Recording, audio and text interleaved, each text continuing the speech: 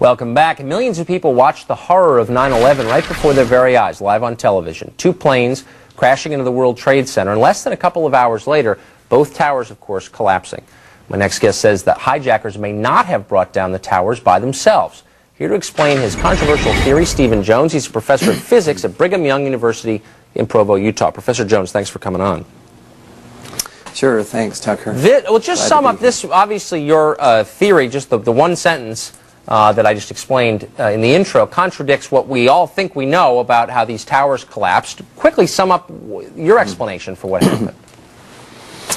Well, I'd like to start with this paper that you referred to. It's available online. What I'm doing, Tucker, is presenting evidence but it's a hypothesis to be tested. That's a big difference from a conclusion.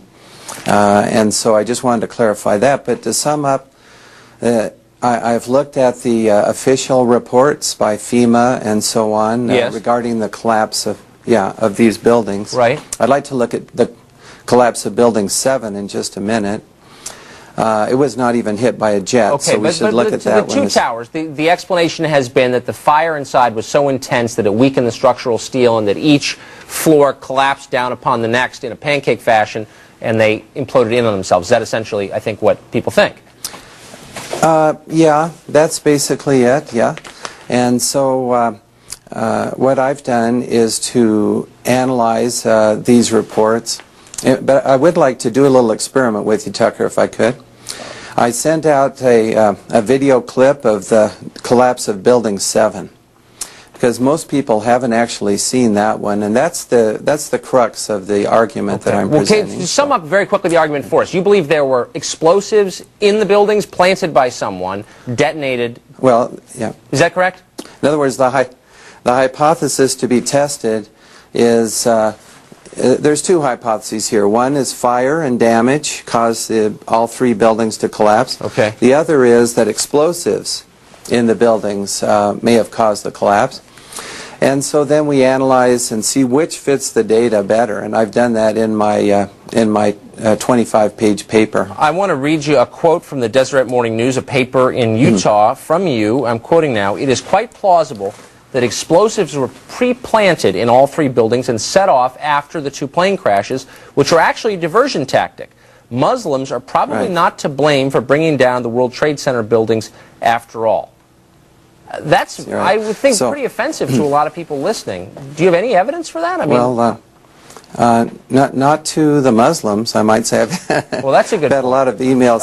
I'm sure. Yeah, I'm sure your writings have been greeted with glee in Islamabad and Peshawar and places like that. But for Americans, well, I haven't received any notes from there, but just good people. I have Muslim friends. Let me read, for example, but I'm not going to let you off the hook. I really want to do this experiment with you to look at the collapse of Building 7. We don't have a lot of time for experiments, Professor, but if you could just give us one thing to hold on to. How you make these claims or appear to make these claims. Do you have any evidence that there were bombs in the building? Sure. Let's start with the collapse of Building 7. Can you roll the video clip that I sent to you?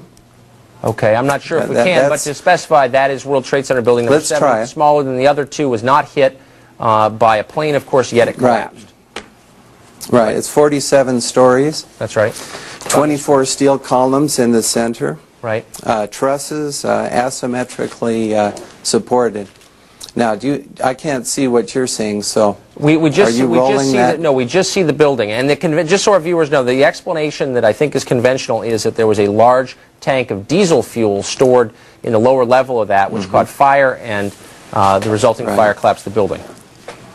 Well, that's basically it. Yeah, but as we read in the FEMA report, it says here, and I put this in my paper, of course, the best hypothesis, which is the only one they looked at, fire, has only a low probability of occurrence. Further investigation, analyses are needed to resolve this issue, and I agree with that. Okay. But they admit there's only a low probability. And if you look at the collapse, you see what I've studied is the fall time, the symmetry, the fact that it first dips in the middle, that's called the kink, which is very characteristic, of course, All right. of controlled demolition. Professor, I am sorry that we are out of time, and I'm not sure that Whoa. you've One other fully thing I want to mention about... Okay, if you can hit it, hit us with it quickly. All right.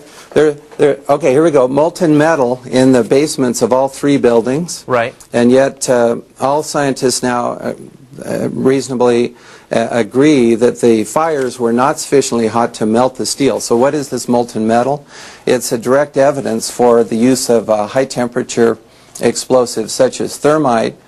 Thermite produces molten iron as an end product. Okay. So well, we do have, yeah, it's a very short time, but people will read the paper, then I talk about the molten metal, the symmetry of the collapse, and the weaknesses and inadequacies of the fire hypothesis. Professor, we're going to have to leave it to our viewers who are interested enough to follow up to do just that. We appreciate your coming on, even if I don't understand your theories. We appreciate you trying to explain them. Thanks. Okay. Thank you, Tucker. Thanks.